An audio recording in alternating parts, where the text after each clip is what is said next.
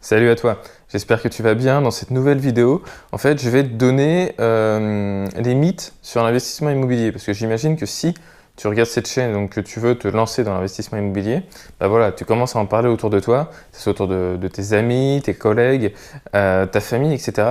Et à chaque fois que tu leur parles d'investissement immobilier, ou en tout cas, pas à chaque fois, mais en grande partie, ils vont te donner des idées reçues où ils vont te donner leurs conseils alors que eux n'ont jamais investi dans l'immobilier. Voilà, moi je trouve ça assez extraordinaire à chaque fois. Je parle de ma propre expérience. Hein. Voilà, ça m'arrive de parler un peu d'immobilier parce que les personnes voilà, savent que j'investisse dans ce secteur, donc me demandent des conseils. Et certains voilà, n'ont jamais investi dans l'immobilier mais me donnent des conseils pour mieux investir.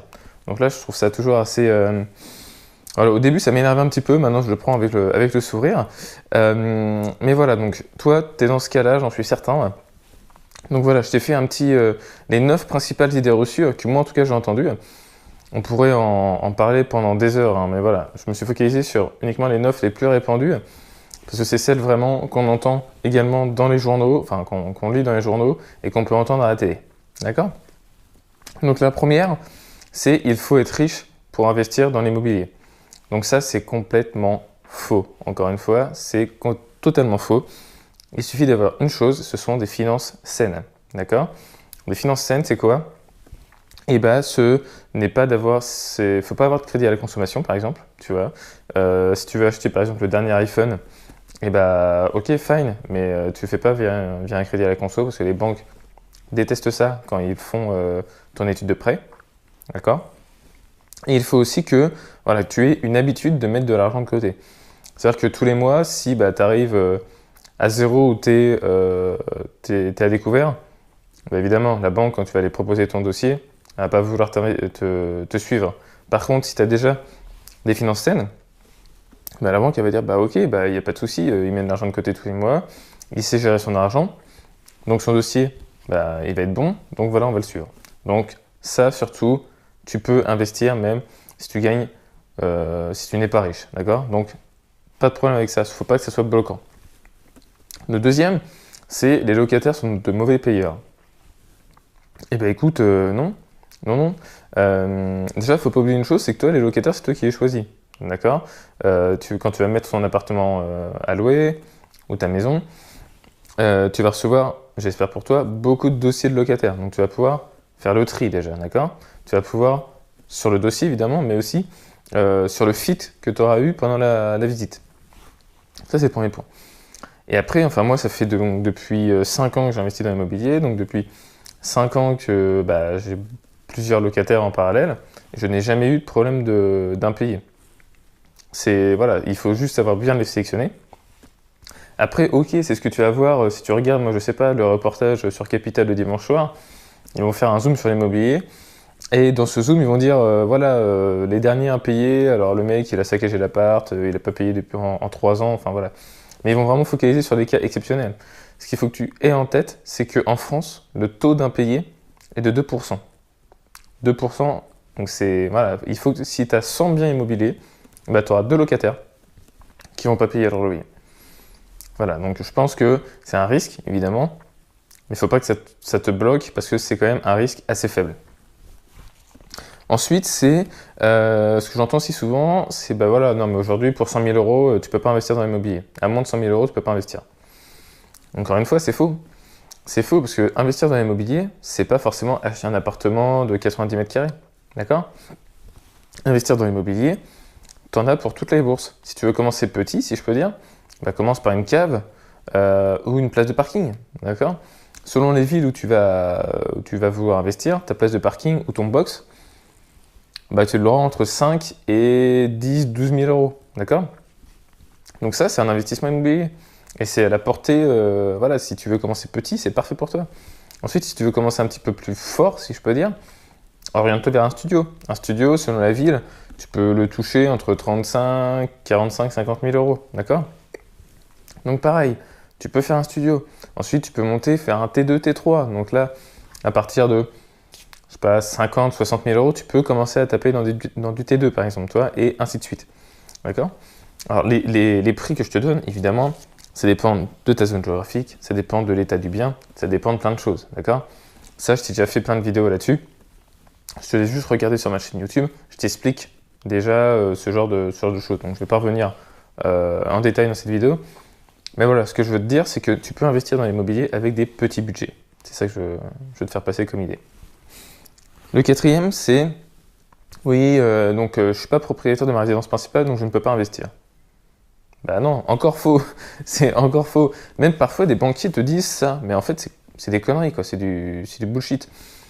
La banque, quand tu vas lui présenter ton dossier, donc en plus des finances saines, elle va regarder deux ratios, d'accord? Le premier, c'est ton taux d'endettement global. Si tu n'es pas à 33% d'endettement, ils vont te suivre, je ne vais pas dire de façon automatique, mais assez facilement.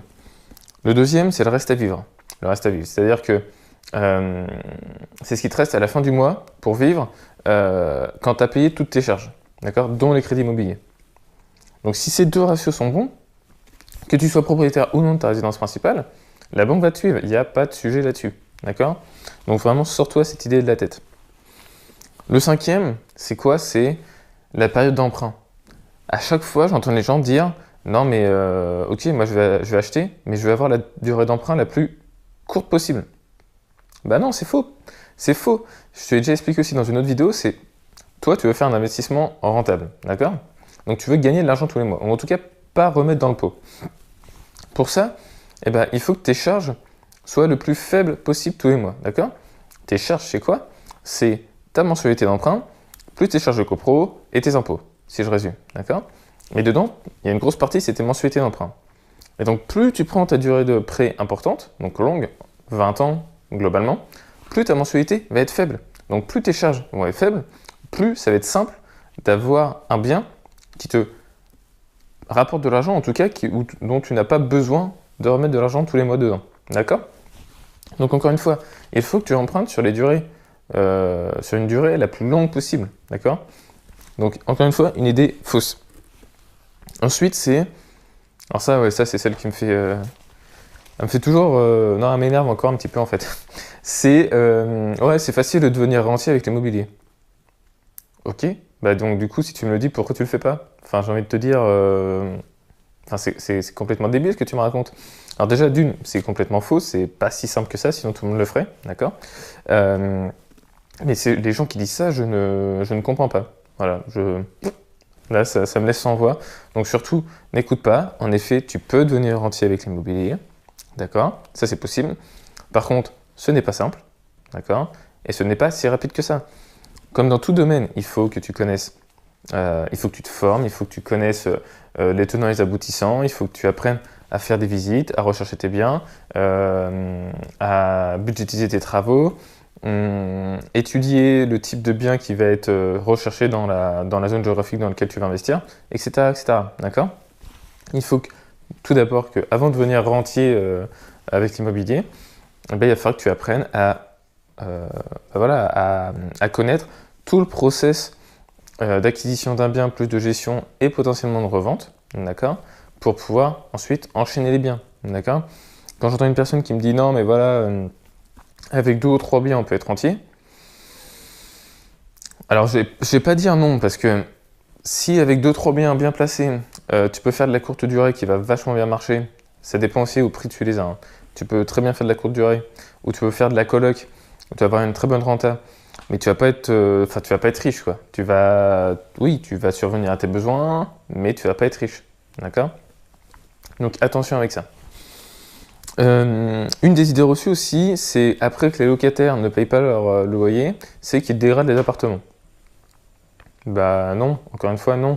Comme je te l'ai dit, c'est toi qui as choisi le locataire. Donc déjà, tu as le fit. Bon.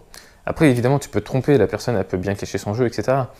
Mais dégrader un appartement, pour moi, c'est péter une cloison, péter une cuisine, faire des tags, enfin voilà, des trucs vraiment hors d'un usage classique, d'accord? Évidemment, ton locataire, oui, il va sûrement casser de la vaisselle, il va sûrement peut-être faire un jeter sur ta table basse, oui, bien sûr. Mais ça, c'est normal, enfin, la personne a vie dans l'appartement, donc oui, toi, ça t'arrive aussi de casser des assiettes chez toi. Donc, j'appelle pas ça de la dégradation. La dégradation, c'est vraiment faire du mal pour le plaisir. Donc là, encore une fois, moi, personnellement, ça ne m'est jamais arrivé, d'accord? Donc voilà, donc encore une fois, c'est ce qu'ils vont, dans le reportage télé, etc., c'est ce qu'ils vont mettre en avant. Mais crois-moi, ce n'est pas la majorité des locataires, et loin de là, d'accord? D'ailleurs, toi, est-ce que tu as déjà dégradé un appartement? Est-ce que quelqu'un dans ton entourage a déjà dégradé un appartement? Voilà, pose-toi ces questions-là. Honnêtement, je pense que non. Donc n'aie pas peur avec ça, il ne faut pas que ça t'empêche de passer à l'action, d'accord? La 8e, c'est il faut créer une SCI pour investir dans l'immobilier. Mais pourquoi? Pourquoi? D'accord? Une SCI, oui, c'est bien dans certains cas, mais toi, si tu commences dans l'immobilier, achète en nom propre. C'est beaucoup plus simple, d'accord? Tu vas t'éviter ta paperasse de création de société. Enfin voilà, c'est beaucoup plus simple. Et enfin voilà, c'est vraiment pas obligatoire de créer une société pour investir dans l'immobilier, loin de là, d'accord? Et la dernière, c'est quoi? Et ça, je pense que c'est aussi, mais c'est pas que dans le domaine de l'investissement immobilier, c'est que les investisseurs, donc immobilier mais au sens large, n'ont pas peur d'investir. Bah non, encore une fois, c'est pas vrai. En fait, ça dépend vraiment de ton caractère. Il y a des personnes qui vont avoir peur pour un investissement à hauteur de 50 000 euros, par exemple pour un studio. D'autres, non, ça va être pour un investissement à hauteur de 1 million, par exemple, qui vont acheter un immeuble de rapport, qui vont commencer à ressentir une certaine peur, une certaine pression. D'autres, ça va être au-delà, d'accord? Ça va vraiment dépendre de ton caractère et aussi de ta connaissance du domaine. Plus tu vas enchaîner les transactions, plus tu vas connaître les tenants et les aboutissants, et donc moins tu vas avoir peur, d'accord? Mais avoir peur avant d'investir, c'est normal. Enfin, tout le monde a peur, hein. Moi, je sais que parfois, voilà, au début, c'était pour un studio.